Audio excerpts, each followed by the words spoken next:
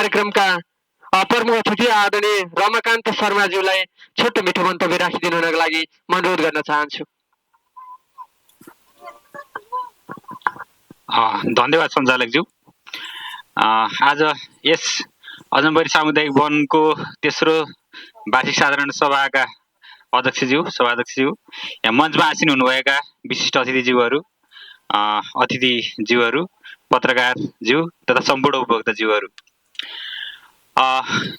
तपाईहरुलाई एउटा एकदम खुसी लाग्यो मलाई के भने अब तपाईहरुको आफ्नै सक्रियतामा विगत क्षेत्रबाट व्यापक रूपमा अतिक्रमण हुँदै गरेको त्यो परिप्रेक्ष्यमा यसलाई संरक्षण गर्नुपर्छ, वन जोगाउनुपर्छ भनेर अब त्यो दण्डकाल अवस्थाको 2050-52 बाटै लागेर यसरी जङ्गल जोगाएर यहाँसम्म लिएर आउनु भएको रहेछ। एकदम राम्रो कुरा हो।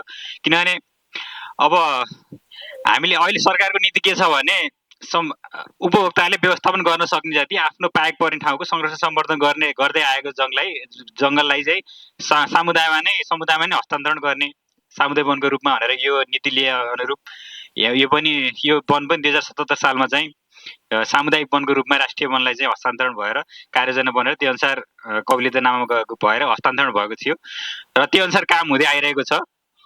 मुख्य कुरा त जङ्गलले हो। जङ्गललाई चाहिँ मेन कुरा जङ्गललाई वन क्षेत्रलाई वन क्षेत्रमै कायम गर्नु पर्यो।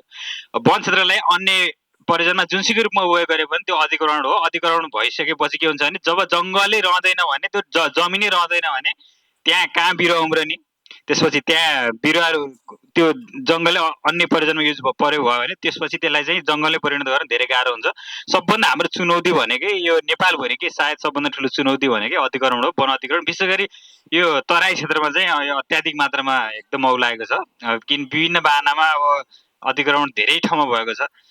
यसलाई चाहिँ अब हामी सबै मिलेर अब पुरानो अधिग्रहणलाई बिस्तारै व्यवस्थापन गर्दै त्यसलाई हटाउँदै जाने, नयाँ अधिग्रहण चाहिँ कुनै पनि हालतमा बढ्न नदिने किसिमले हामी तपाईहरुकै सक्रियतामा हुन गयो भने चाहिँ सायद हाम्रा पुस्ताले पनि हाम्रो जुन जङ्गल छ यो जङ्गललाई अझै राम्रो गरेर अझै यो क्षेत्र बढाएर हाम्रो पुस्तामा हस्तान्तरण हुँदै जान्छ। र यो जङ्गल किनभने अब कस्तो छ भने हामीले त आफ्नो लागि अब यो हाम्रो आफ्नो स्वार्थ मात्रै हेरेर भएन कि।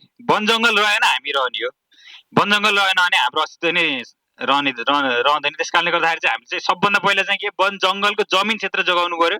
तर जमिन क्षेत्र जोगाइसकेपछि अनि त्यसमा चाहिँ बिस्तारै त्यसलाई व्यवस्थापन गर्ने र त्यसलाई खाली भएको क्षेत्रलाई अतिक्रमण भएको क्षेत्रलाई वृक्षारोपण गर्ने, त्यसपछि जङ्गल हुर्काउँदै गयो भने त्यो गर्न सम्भव हुन्छ। अब एउटा कुरा त्यो भयो। अनि अर्को कुरा के छ भने अब अहिले चाहिँ विशेष गरी अब लुम्बिनी प्रदेश ऐन 2078 तथा लुम्बिनी प्रदेश नियमावली 2079 का साथसाथै वन सम्वर्धन प्रणालीमा आधारित लुम्बिनी प्रदेशको चाहिँ यो एउटा कार्यविधि तयार भएको छ। 2079 को स्वीकृत भइसकेको छ।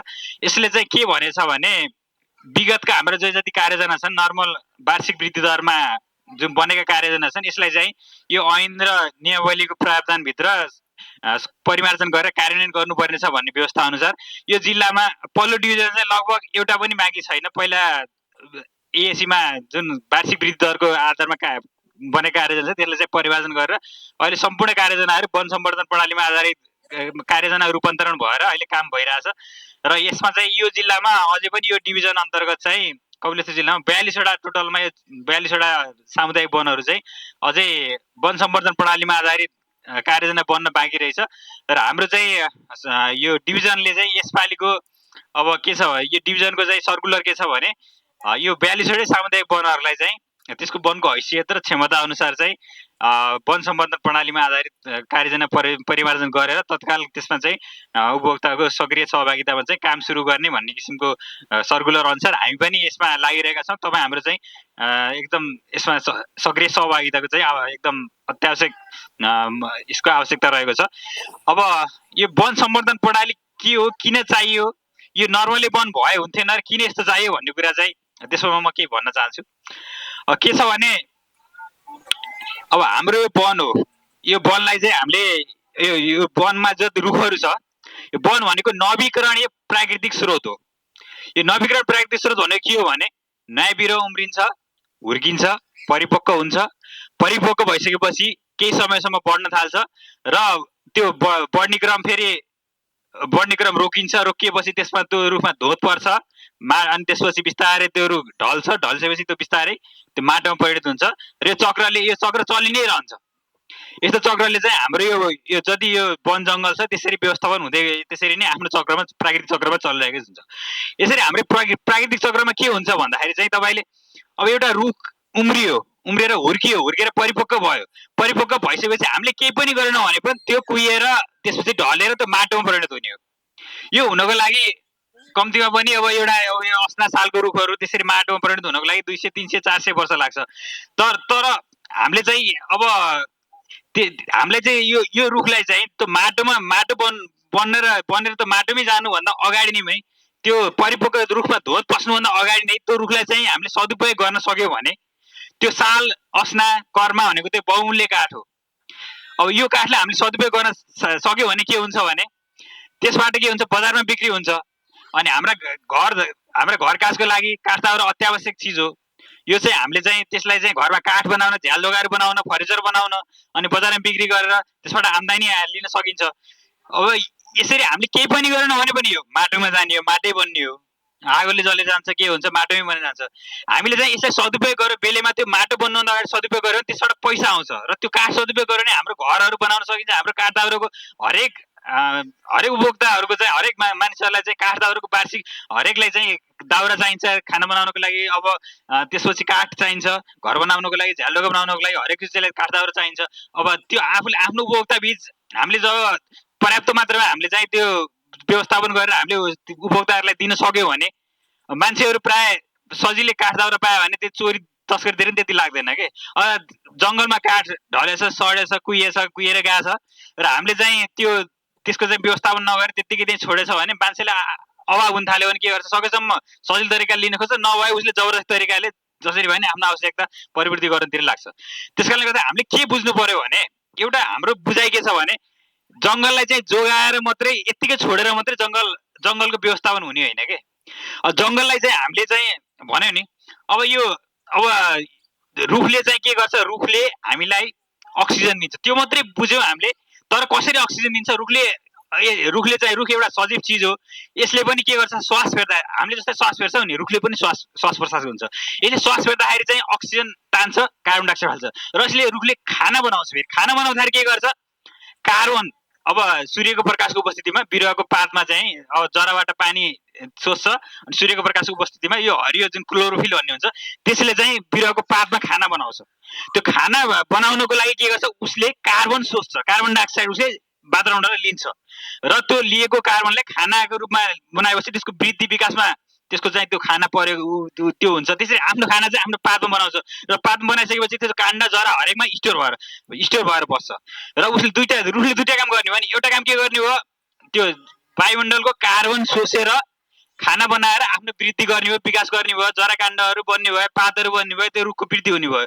र अर्को कुरा श्वास प्रश्वास नि गर्ने भयो रुखले, किनभने हामी यो सजिलो चिज हो। यसले श्वास प्रश्वास गर्दाखेरि के गर्छ भने श्वास फेर्दाखेरि वायुमण्डलको अक्सिजन लिन्छ, कार्बन डाइअक्साइड फाल्छ, यसले श्वास प्रश्वास रेस्पिरेसन भन्छ। र यसले अर्को के गर्छ, फोटोसिन्थेसिस भन्छ, खाना बनाउँछ, प्रकाश संश्लेषण गर्छ। त्यसमा के गर्छ, अब सूर्यको प्रकाशको उपस्थितिमा वायुमण्डलको कार्बन लिन्छ र त्यसपछि कार्बोहाइड्रेट बनाएर आफ्नो खाना चाहिँ आफै बनाउँछ बिरुवाले। र यस प्रक्रियामा के हुन्छ भने अब यो प्रक्रियामा के हुन्छ, जब रुखहरू हुर्काउँदो अवस्थाको रुख हुन्छ नि, हुर्काउँदो अवस्थाको रुखले के गर्छ भने वायुमण्डलबाट टन्न कार्बनहरू सोच्छ अनि त्यसले चाहिँ आफ्नो खाना बनाउँछ र त्यो कार्बनलाई चाहिँ जराकाण्डमा स्टोर गरेर राख्छ र त्यसपछि के हुन्छ, वायुमण्डल कार्बन डाइअक्साइडको मात्रा घट्ने भयो, कार्बन घट्ने भयो। जब हामीले यसलाई बुढो हुनेछ यत्तिकै छोडिदिन्छौँ नि, त्यसले के गर्छ भन्दाखेरि चाहिँ अब यसले खाना बनाउन जस्तै हुर्काउलो अवस्थाहरूको जस्तै धेरै खाना बनाउँछ नि, यो बुढो भइसकेपछि यसले खाना बनाउने प्रक्रिया पनि बिस्तारै एकदम स्लो हुन्छ, यसको वृद्धि पनि घट्छ र यसले के गर्छ भने उल्टो कार्बन सोच्ने होइन कि कार्बन फाल्न थाल्छ के। यस कारणले के हुने हो भन्दा हामीलाई चाहिएको के छ, वायुमण्डल यस्तो जलवायु परिवर्तन भइरहेछ, के कारण कार्बन वृद्धि भइरहेछ अनि पृथ्वीको तापक्रम बढिरहेछ। के कार्बन सोच्ने एउटा मात्रै मेसिन भनेको के हो, रुख हो। त रुखलाई के हो, यत्तिकै छोडिदियो सुक्न गर्न दियो भने के हुन्छ भन्दाखेरि चाहिँ यसले जुन कार्बन सोच्ने होइन कि, यसले चाहिँ सोच्ने भन्दा नेगेटिभ हुन्छ कि, यसले चाहिँ कार्बन सोच्न थाल्दैन, आफ्नो भएको कार्बन चाहिँ झन् फाल्न थाल्छ। त्यस कारणले गर्दाखेरि चाहिँ हामीले चाहिँ के गर्नु पर्यो भने यो रुखलाई चाहिँ परिपक्व भएपछि यसलाई चाहिँ हटाएर त्यसको ठाउँमा नयाँ बिरुवा उमारेर अनि त्यसलाई चाहिँ फेरि त्यसको चाहिँ वृद्धिको सुनिश्चितता गर्नु पर्यो। त्यस कारणले के बुझ्नु पर्यो भने जस्तै अब त्यो कार्बन भयो नि, त्यो कार्बनलाई हामीले यत्तिकै छोडिदियो भने रुखले त्यो वायुमण्डलबाट सोधेको त्यसले श्वास प्रश्वास गर्दाखेरि अथवा त्यसबाट चाहिँ त्यो धुँध बढ्दैन, माटो बन्दाखेरि फेरि त्यो वायुमण्डलमै जान्छ अनि त्यसपछि त्यो माटोमा मिसिएर फेरि त्यो वायुमण्डलको चक्र त्यही नै त्यो कार्बन साइकल भन्छ। त्यो कार्बन सोच्ने प्रक्रिया जरा काट्न भएको पनि फेरि वायुमण्डलमै फर्केर जान्छ। यसलाई चाहिँ हामीले के गर्नु पर्यो भने हामीले के बुद्धिमत्ता अपनाउनु पर्यो भने त्यो कार्बनलाई वायुमण्डलले फर्कनुभन्दा अगाडि जब यो रुख काट्नमा यो हरेक चिजमा यसले स्टोर गरेर राखेको हुन्छ नि, त्यो काठ काट्नु पर्यो, काठ काटेर त्यसले घर बनाउनु पर्यो, झ्याल बनाउनु पर्यो, ढोका बनाउनु पर्यो। अनि त्यसपछि हाम्रो हरेक चिजहरूमा त्यो प्रयोग गर्नु पर्यो। त्यो के भने कार्बन स्टक भयो कि वायुमण्डलको कारण फेरि वायुमण्डलले फर्कन पाएन कि। त्यसलाई चाहिँ हामीले के गर्यो, काठ युज गर्ने, एल्युमिनियम स्टिलहरू इन्डियाबाट किनेर लिएर आउने अनि त्यसको अर्थतन्त्र टाट पल्टाउने, आफूमा भएको यो साल के अरे एल्युमिनियम स्टिल भन्दा पनि एकदम बलियो खालको यस्तो साललाई चाहिँ फेरि माटि बनाउने। यो भनेको के भने एक किसिमले वायुमण्डलको लागि के भयो, एकदम हानिकारक भयो। कार्बन किन कार्बन भयो, त्यही जहाँबाट आयो कार्बन त्यही जाने भयो होइन। अनि अर्को कुरा के भयो भन्दाखेरि चाहिँ यत्रो अब मलेसियाबाट अस्नाकर्मा जस्तो जुन मलेसिया साल भन्छ नि, त्यो साल हुँदै होइन। त्यो के हो भने अस्नाकर्मा जुन सालको एसोसिएट स्पिसिस भन्छ त्यसलाई चाहिँ उसले साल भनेर बेचिरहेछ, नेपाल पठाइरहेछ। हामी मजाले त्यसले सालको भनेर किनिरहेछौँ। हाम्रो साललाई यहाँ के गरिरहेछ, साल अस्नाकर्माहरूलाई यहाँ सडाएर धोन बनाएर राखिरहेको यसै खेरा भनेको छ। हरियो पनि नेपालको झन् यत्तिकै भनेको होइन कि हामीमा भएको प्राकृतिक स्रोत साधनलाई चाहिँ यहाँ कुहाएर सडाएर फाल्ने अनि हाम्रा जनशक्ति मलेसिया खाडीमा गएर त्यहाँ लेबरी गरी 50 डिग्री अनि बाकसमा लास बनेर यहाँ नेपालमा फर्किने। यसरी देशको समृद्धि कहिले हुन्छ, यो कहिले पनि हुन सक्दैन कि। त्यस कारणले गर्दाखेरि एक के बुझौँ भने हामी सबैले बुझ्नुपर्ने कुरा के हो भने हामीले रुखलाई अब जस्तै हामीले खसी पाल्छौँ, खसी पालेर त्यसलाई मर्यो बेलासम्म त्यही बुढो भएर त राख्दैन नि त। खसी केही समयसम्म बढ्छ अनि त्यसपछि त्यसको चाहिँ वृद्धि दर नेगेटिभ हुन थाल्छ। जति खाना मात्रै खान्छ तर त्यो बढ्दैन। त्यसलाई चाहिँ परिपक्व भएपछि त्यसलाई हामीले बेच्छौँ, फेरि नयाँ पाठो किन्छौँ, हुर्काउँछौँ। जङ्गल पनि त्यस्तै चिज हो कि हामीले केही पनि गरेन त्यो माटै बनेर जाने हो।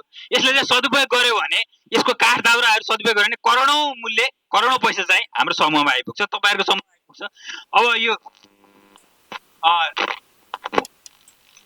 हेलो अब यही उदाहरणमा के छ भने कपिलवस्तु जिल्ला भनेको नेपालकै वन व्यवस्थापकको हिसाबले नेपालकै नमुना बनेछ।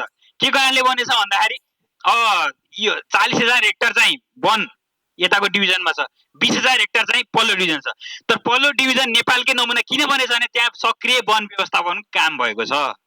के भइरहेछ, अब वन संवर्धन प्रणाली भनेको के भने पुरानो जुन परिपक्व भएको रुख छ त्यसलाई माटो बन्नभन्दा अगाडि नै त्यसलाई निकालेर त्यसबाट काठ दाउरा सदुपयोग गर्ने र त्यो खाली भएको ठाउँमा चाहिँ अब सालको के हुन्छ भने यो सालको जङ्गल, सालको सस्नाको जङ्गल, सालको विशेष गरी के हुन्छ भने जब त्यहाँ तल घाम पर्दैन नि सालको बिउ खस्यो भने त्यहाँ नयाँ बिरुवा उम्रिँदैन। के साल भनेको लाइट डिमान्डर, प्रकाश चाहिँ चाहन्छ, त्यसले लाइट डिमान्डर प्रजाति हो। यसले चाहिँ त्यो बिउ खसेको बिउलाई चाहिँ उम्रेर हुर्काउनको लागि पर्याप्त मात्रामा सूर्यको प्रकाशको आवश्यकता पर्दछ। त्यस कारणले गर्दा के गरिन्छ हामीले भनेको यो वन सम्वर्धन प्रणाली भनेको के हो भने जहाँ परिपक्व रुखहरू छ त्यसलाई माटो बनाउन अगाडि चाहिँ हामीले सदुपयोग गरेर चाहिँ त्यसबाट हामीले उपभोक्ताको चाहना आवश्यकताहरू परिपूर्ति गर्ने। त्यसको बढी भएको चाहिँ अब केही 25 वर्ष जिल्ला वन पैदावार आवृत्तिलाई छुट्याएर अरू बाँकी चाहिँ बाहिर बिक्री वितरण गर्ने र त्यसबाट जुन पैसा आउँछ पैसा आएको मध्ये 40% जुन जङ्गलकै लागि खर्च गर्ने, अरू 60% सम्पूर्ण स्थानीय विकासको लागि तपाईँको आफ्नो उपभोक्ताको भलाइको लागि खर्च गर्ने। यस्तो स्पष्ट नीति छ। यस्तो स्पष्ट नीतिले गर्छ हामीले यो पुरानो त्यो एसयु कार्यान्वयन किन कार्यान्वयन गर्दाखेरि त्यसमा समस्या भयो भन्दाखेरि हामीले पुरानो कार्यान्वयन के हो, छरलिएका हिसाबले कहाँबाट रुख काट्छौँ। तर त्यो रुख काटेको ठाउँमा नयाँ बिरुवा आउनको लागि त हरेक रुख काटेको ठाउँ हामीले घेरबार गर्छौँ गर्दैनौँ नि। त्यो काटेको ठाउँमा त जस्तै उमार्नै पर्यो कि यसमा के छ, जहाँ हामीले रुख काट्छौँ त्यो सिमिट ठाउँमा काटेको हुन्छ त्यो ठाउँलाई चाहिँ पहिला घेरबार गर्छौँ। घेरबार गरेर त्यहाँ भएको सम्पूर्ण त्यो झाडी सफाइदेखि लिएर त्यहाँ भएको पुनरुत्पादन अभिवृद्धि गर्नको लागि चाहिने त्यो रुखका त्यो जति हाँगा बिङ्गाहरू पातपतिङ्गाहरू सबै हटाएर जमिन एकदम क्लियर गर्छौँ। क्लियर गरिसकेपछि के हुन्छ, त्यहाँ चाहिँ अब त्यहाँ माउ रुखहरू आफै बिउ दिने खालको छन् भने त्यही बिउ दिने रुखबाट त्यहाँ बिउ झर्छ, त्यसबाट उम्रिन्छ अनि त्यसपछि त्यसलाई चाहिँ झाडी सफाइ गरेर हुर्काउँदै जान्छौँ, बढाउँदै जान्छौँ र त्यसपछि 10 वर्षसम्म चाहिँ त्यसलाई जति हुन्छ त्यसलाई उम्रन र हुर्कन दिन्छौँ। अब त्यहाँ यदि उम्रन सक्ने लायक रहन्छ भने हामीले त्यो माउ रुखले बिउ दिन सकिँदैन, अन्यत्र क्षेत्रबाट जहाँ राम्रा माउ रुखको बिउ छ त्यहाँबाट बिउ ल्याएर छर्छौँ। त्यो उम्रेको बिउ चाहिँ राम्रो तरिकाले त्यहाँ उम्रेर त्यो जरा फैलिन पाएन भने त्यो माटो एकदम खादिएको रहेछ भने त्यसलाई के जोत्छौँ। अब जोतेर पनि जोतेसँग सबै गर्दा पनि हुँदैन भने खडेरीले गर्दा रुख त्यहाँ बिरुवा उम्रेको हुर्कने अवस्था आएन भने त्यहाँ सिँचाइ पनि गर्छौँ। यस्तो स्पष्ट व्यवस्था छ। हामीले त्यस्तो पहिलाको कार्यजना तपाईँले कहाँ रुख काटेछ त्यहाँ बिरुवा उमार्नको लागि रुख त काट्दै गयो, हटाउँदै गयो, तर त न त्यहाँ नयाँ बिरुवा उमार्नको लागि के काम गरेछ, न त्यो हटाएको ठाउँमा नयाँ बिरुवाहरू उमारेछ, न हुर्काएछ, केही पनि गरिएन। पुराना रुखहरू हटाउँदै गयो, हटाएको ठाउँमा नयाँ बिरुवा उमार्ने केही पनि काम भएन। यसरी त यसो गर्यो भने त के भने पुरानो रुखहरू घट्दै जाने भए, घटेको ठाउँमा नयाँ बिरुवा आउँदै नआउने भयो। यसरी त जङ्गल त बिस्तारै सकिँदै जाने भयो नि त। त्यस कारणले गर्दा हामीले किन यो गर्नु पर्यो भने वन सम्वर्धन प्रणाली कारणले यो गर्नुको आवश्यकता के हो भने पुराना रुखहरू परिपक्व रुखहरूलाई बेलेमा त्यो माटो बन्नुभन्दा अगाडि चाहिँ निकालिसकेपछि त्यसमा चाहिँ अब त्यसलाई तारबार गर्ने, तारबार गरेर त्यहाँ भएको झाडी सबै सम्पूर्ण क्लियर गर्ने, त्यसमा चाहिँ नयाँ बिरुवा उमारेको बिरुवालाई चाहिँ अब जुन अब त्यसलाई चाहिँ हुर्केर अनि त्यसपछि अहिले तपाईँको यो जङ्गलको कुरा गर्नुहुन्छ भने जम्मा 1 हेक्टरमा 40 देखि 50 रुख पनि मुस्किलले छ। हामीले अब यो यति उत्पादनशील क्षेत्र छ कि नर्वे जस्तो देश जहाँ 6 महिना हिउँ पर्छ, 6 महिना घाम लाग्छ, त्यस्तो क्षेत्रले काठ उत्पादन गरेर युरोप फेरि बेचिरहेछ भनेको यहाँको यो माटो यति उर्वर छ कि जम्मा 40वटा रुख मुस्किलले छ यो जङ्गलमा।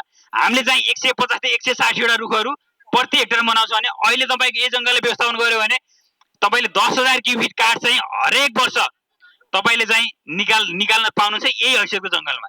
र यसलाई चाहिँ हामीले चाहिँ अब यसै व्यवस्थापन गर्यो भने 10 को 3 गुणा बढ्ने भयो। अहिले 40वटा छ, 150वटा रुख 1 हेक्टर बनायो भने अब अर्को पिँढीले के पाउने भयो भने अहिलेका पिँढीले 10,000 क्युबिक काठ पाएछन् भने हाम्रो त पछाडिको पिँढीले 1 हेक्टर पिँढीले चाहिँ 1 हेक्टरबाट 30,000 क्युबिक काठ पाउने भयो कि किनभने अहिले त त्यो उत्पादन माटोले उत्पादन गर्ने क्षमता छ तर जम्मा 40वटा रुख 30-40वटा रुख प्रति हेक्टरमा छ। अब हामीले त 150 देखि 160वटा रुख बनाउने किसिमले काम गर्ने हो नि त। काम गर्नलाई लागि त त्यहाँ बिरुवा उमार्ने हो, उमेरेकोलाई हुर्काउने हो, हुर्केकोलाई बढाउने हो।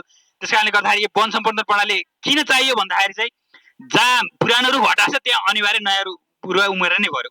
उम्रेको बिरुवालाई चाहिँ जस्तै यहाँ अब उमारेर हुर्केर छन् कहीँ अब अलिक पोल अवस्थाको छ भने त्यसलाई के गर्नु पर्यो, थिनिङ गर्नु पर्यो। थिनिङ गर्दाखेरि चाहिँ त्यसलाई थिनिङ गर्यो भने के हुन्छ भने त्यसको चाहिँ यो त्यो व्यास वृद्धि हुन सहयोग गर्छ।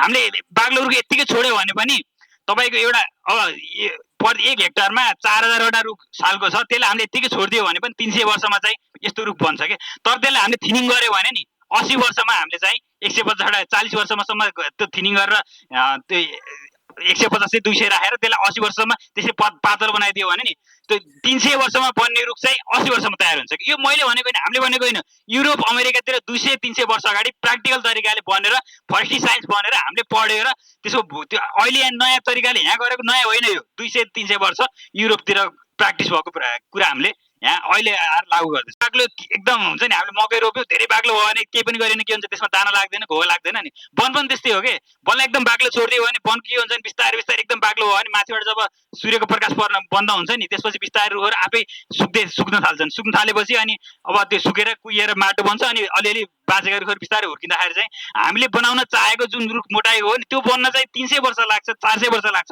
हाम्रो बुझाइ के छ भने अहिलेको रुख काट्यौँ, रुख काटेर त्यो रुख बन्न 300 वर्ष लाग्छ अनि के हो 300 वर्ष लाग्छ। हामीले केही पनि गरेर छोडिदियो भने चाहिँ 300 वर्ष लाग्छ। तर त्यसलाई हामीले काम गर्यो भने 80 वर्षमा त्यही तरिकाको हामीले बनाउन सक्छौँ। यो भनेको वैज्ञानिक रूपले सिद्ध कुरा हो। र अहिले अब जस्तै अब यो हामीले जुन प्रदेशले चाहिँ लागू गर्यो अहिले सबै प्रदेशले यसको सिक्यो गर्दैछन्। किन कपिलवस्तु जिल्लाको पल्लो डिभिजनमा जुन काम भइरहेछ त्यो नेपालकै एउटा नमुना भएको छ। अहिले विभिन्न विदेशबाट पनि त्यहाँ मान्छेहरू अध्ययनको लागि आउँछ, अनुसन्धानको लागि आउँछन्। त्यो देखेर त्यहाँका हरेक समूहहरू अब यो समूहले अहिले एकदम दयनीय अवस्था देखेँ मैले। के देखेँ भने यत्रो 315 हेक्टर जङ्गल लिएछ, खातामा पैसा 0 छ। यो कस्तो दुःख लाग्दो कुरा के हुन्छ। यसले यो यदि तपाईँहरूले राम्रो तरिकाले व्यवस्थापन गर्नुभयो भने अहिले जुन सरकार अहिले यो डिभिजनले चाहिँ हामीले चाहिँ अनिवार्य रूपमा यो समूहलाई चाहिँ के छ भने जुन लाग्ने खर्च हुन्छ यो खर्चलाई चाहिँ 50% चाहिँ डिभिजनले अनुदान दिन्छ र 50% समूहले गर्नुभयो भने अहिले जुन अब अर्को कुरा के छ भने अब ढलेछ, रुख ढलेछ, त्यो पनि उठाउन नपाउने, आगो लाग्छ जल्छ, त्यसपछि जलेर खरानी भएर जान्छ अनि यहाँका मान्छेले काठ पाउँदैन, जङ्गलमा रुख खरानी भएर गयो। अब यो अहिले चाहिँ तपाईँहरूले अब यसमा काम गर्नुभयो भने तपाईँहरूले चाहिँ यसको यो अनिवार्य गर्ने यो अब किनभने यो पुरानो वार्षिक वृद्ध कारणमा अब यहाँ चाहिँ काम हुँदैन किनभने यो अनिवार्य नै भइसकेछ। त्यस कारणले गर्दाखेरि यो काम गर्नुभयो भने तपाईँले चाहिँ 10,000 क्युबिक काठ र तपाईँको खडा रुखबाट मात्रै आउँछ र 5,000 जति ढलबाट यताउतिबाट अरू व्यवस्थापनबाट आउँछ। 15,000 क्युबिक काठ बेच्नुभयो भने 1.5 करोड रुपियाँ तपाईँको वैशाखभित्रमा समूह खातामा आउँछ। त्यस हिसाबले काम गर्ने हामीले। 1.5 करोड रुपियाँ समूह खातामा आउँदाखेरि तपाईँको समूहको अवस्था कस्तो होला?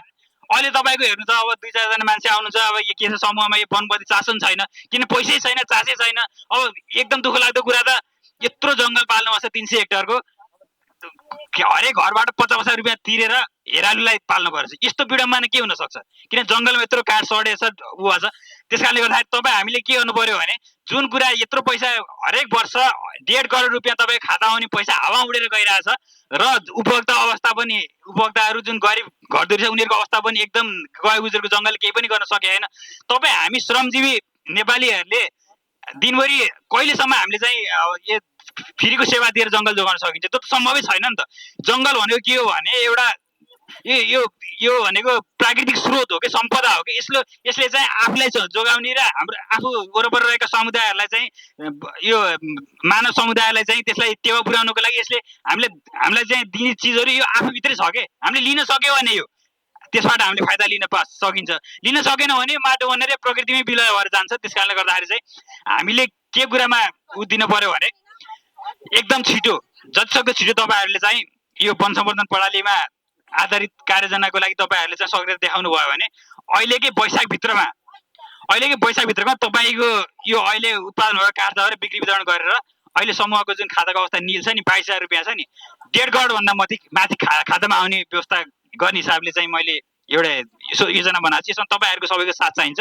यो सम्भव छ, यो असम्भव कुरा होइन कि पल्लो डिभिजनमा म 5-6 वर्ष त्यहाँ पल्लो डिभिजन बसेर काम गरेर आएको मान्छे हो। हामीले चाहिँ गरेर देखेर भोगेर त्यहाँका तपाईँहरू जस्तै समूहहरू जो समूहको खातामा 0 थियो पैसा अहिले हरेक खातामा कम्तीमा पनि 30-40 लाखदेखि 2 करोड 3 करोडसम्म छ। एउटा वडाको बजेटै हुँदैन 20-30 लाख 40 लाख 50 लाख भन्दा एउटा सामुदायिक वनको बजेट 1.5 करोड 2 करोड। यही सामुदायिक वनको बजेट हरेक वर्ष 1.5 करोड रुपियाँ यही सामुदायिक वनमा आउँछ। त्यस कारणले गर्दाखेरि चाहिँ 315 हेक्टर भनेको धेरै जङ्गल हो। जम्मा 215 घरधुरी हुनु रहेछ। 315 हेक्टर चाहिँ तपाईँको जङ्गल छ भनेको त तपाईँलाई जति चाहियो फालाफाल जङ्गल हो क्या यो। किनभने यसलाई व्यवस्थापन गर्न सक्यो भने 15-20 हजार काठ आउने भनेको तपाईँले उपभोक्ताले जति चाहे पनि जति काठ तपाईँलाई घर बनाउन जे गर्न चाहे पनि तपाईँहरूले पाउनुहुन्छ।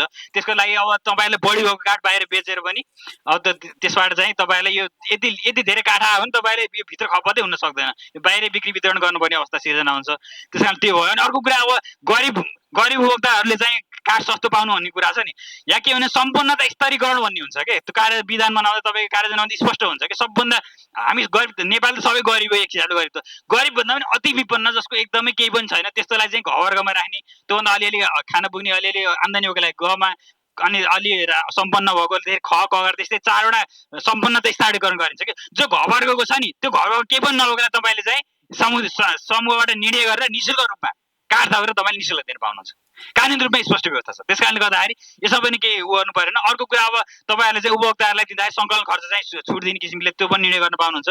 यो सामुदायिक बनेको स्वशासित अब एउटा सङ्गठित र स्वतन्त्र एउटा संस्था हो। यसले चाहिँ आफ्नो वन बजारको मूल्य निर्धारण गर्नेदेखि लिएर यसमा चाहिँ संरक्षण सम्वर्धन र यसबाट आम्दानी बाँडफाँडदेखि हरेक कुरामा यसको चाहिँ आफ्नै अधिकार हुन्छ। त्यस कारणले गर्दाखेरि चाहिँ तपाईँहरूले चाहिँ सक्रियता देखाउनु भयो भने एउटा के बुझ्नुहोस् भने जङ्गललाई रुखलाई माटो बन्न दिने होइन कि रुखलाई चाहिँ त्यसलाई काठै हुँदाखेरि लिएर त्यसबाट हाम्रो समृद्धि भनेको यहाँको प्राकृतिक स्रोतलाई कुहाएर अरब खाडीमा गएर त्यो लेबरी गरेर कहिले पनि हुनेवाला छैन कि। हाम्रो समृद्धि भनेको हाम्रै प्राकृतिक स्रोतहरूको सदुपयोग गरेर हुने हो। यसमा तपाईँहरू सबैले बुझ्नुभयो भने पल्लो डिभिजन उदाहरणकै रूपमा छ। त्यहाँ हेर्नु होला हरेक समूहहरू सम्पन्न भइसकेका छन्। यहाँ पनि अब यहाँ मैले भने नि सम्पन्नता स्तरीकरण गर्नुहोस्, सम्पन्न गरिबलाई निःशुल्क दिनुहोस्, केही पनि पैसा नलिनुहोस्। त्यहाँ काठ दर जति हुन्छ सम्पन्न केही पनि छैन उसले केही पनि पैसा नलिनुहोस्। जो छ उपभोक्ताहरूलाई त्यसलाई चाहिँ अब सङ्कलन खर्च छुट दिएर अब पैसा हुने सक्ले त अब अलि पैसै छ अलिअलि हुन सक्ले त अलिअलि योगदान गर्नु पर्यो नि त। त्यसमा पनि अब त्यो गरेर त्यसरी गर्न सकिन्छ।